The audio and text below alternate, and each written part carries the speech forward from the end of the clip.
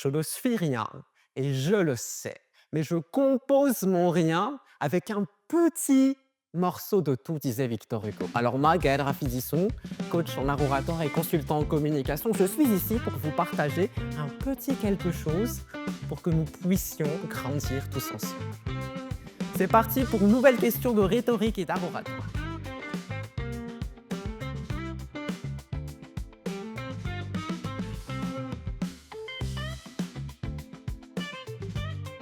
Mesdames, messieurs, aujourd'hui, on va s'intéresser à la question suivante.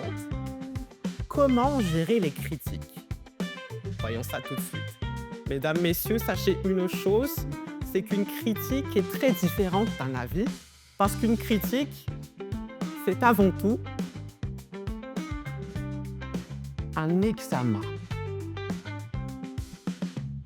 Et là, pour savoir si une personne, si une recommandation, si une critique est légitime, il faudrait d'abord faire passer par 3 filtres pour identifier que l'examen est pertinent.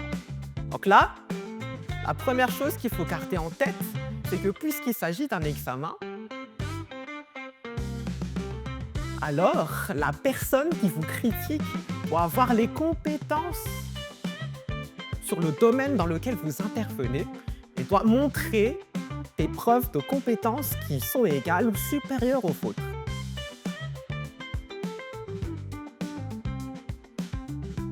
Donc si vous voyez que la personne est tout à fait légitime par rapport à ses compétences, prenez en compte les critiques et servez-vous-en pour vous améliorer. Si ce n'est pas le cas, ne considérez pas la critique et laissez passer. Et là, vous remarquez qu'il y a déjà presque 90% des critiques que vous recevez qui ne sont plus valables. Ensuite, mesdames, messieurs, il y a un deuxième filtre auquel vous devez faire passer la critique. La manière avec laquelle cela a été énoncé. Donc le mode opératoire.